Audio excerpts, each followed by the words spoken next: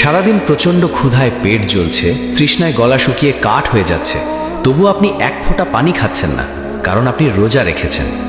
কিন্তু ভেবে দেখেছেন কি, কাল ভয়ঙ্কর কেয়ামতের ময়দানে আপনার এই হাড় ভাঙা কষ্টের রোজাগুলোই যদি আপনার মুখের উপর ছুঁড়ে মারা হয়, যদি বলা হয় তোর এই ক্ষুধার্ত থাকার কোনো দাম আমার কাছে নেই। একটু বুকটায় হাত দিয়ে ভাবুন তো, যে শরীরের ঘাম ঝরিয়ে না খেয়ে এত কষ্ট করলেন, সেই কষ্ট যদি পুরোটাই বৃথা যায়। ভিডিওটা একটুও না টেনে মন দিয়ে শেষ পর্যন্ত শুনবেন। হয়তো আজকের এই কয়েকটা মিনিট আপনার অনন্তকালের চিরস্থায়ী ঠিকানাটা চিরতরে বদলে দিতে পারে। এলাকার সবাই জানে হাসান একটা রোজাও ছাড়ে না। সেহেরি থেকে শুরু করে ইফতার পর্যন্ত সে অত্যন্ত নিষ্ঠার সাথে রোজা রাখে। মানুষ তাকে দেখে মুগ্ধ হয়, বলে মাশাআল্লাহ, ছেলেটা কত ভালো। কিন্তু এই সুন্দর ছবিটার পেছনে লুকিয়ে ছিল এক ভয়ঙ্কর অন্ধকার, একটা নীরব ধ্বংস, যা হাসান নিজেও কখনো বুঝতে পারেনি। হাসান রোজা রাখত ঠিকই, কিন্তু সে নামাজ পড়ত না। মুয়াজ্জিনের সুমধুর কণ্ঠে যখন ফজর আজান ভেসে আসত, হাসান তখন আরামের ঘুমে আচ্ছন্ন। তার কাছে মনে হতো, আমি তো রোজা রাখছি, আল্লাহ তো রহমানুর রাহিম, আল্লাহ ঠিক মাফ করে দেবেন। নামাজটা না হয় বয়স হলে আরেকটু ফ্রি হলে পড়ব।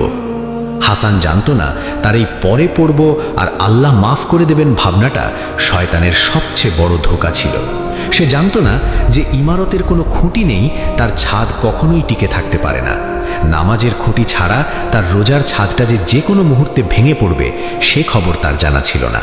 প্রতি বছর রোজা আসে, হাসান রোজা রাখে, কিন্তু তার কপাল কখনো আল্লাহর দরবারে সিজদায় লুটিয়ে পড়ে না। আর তারপর একদিন চলে এলো সেই অবধারিত মুহূর্ত, যে মুহূর্ত থেকে কেউ পালাতে পারে না, মৃত্যু। আজরাইল তার আত্মাকে এমনভাবে টেনে হিঁচড়ে বের করতে লাগলেন, যেমন কাঁটাযুক্ত ডাল থেকে ভেজা তুলা টেনে বের করা হয়। হাসানের সমস্ত শরীর একটা ভয়ঙ্কর খিঁচুনির শিকার হলো। আর তারপর সব শেষ, নিখর হয়ে পড়ে রইল হাসানের দেহ। হাসান আর নেই। ইফতারের জন্য সাজানো থালাটা পড়েই রইল। যে মুখে সে একটু পর শরবত তুলে দিত, সেই মুখ এখন ফ্যাকাশে, নিষ্প্রাণ। চারিদিকে কান্নার রোল পড়ে গেল। আত্মীয় স্বজনরা ছুটে এলো, সবাই বলছে, আহারে, ছেলেটা রোজা মুখে মারা গেল, কত পুণ্যবান। দুনিয়ার মানুষের চোখে হাসান সৌভাগ্যবান। আত্মীয় স্বজন, বন্ধু বান্ধব যারা তাকে এত ভালোবাসত, তারা সবাই তাকে ওই ঘুটঘুটে অন্ধকার গর্তে একা ফেলে চলে যেতে লাগলো। কবরের ভেতর ঘুটঘুটে অন্ধকার।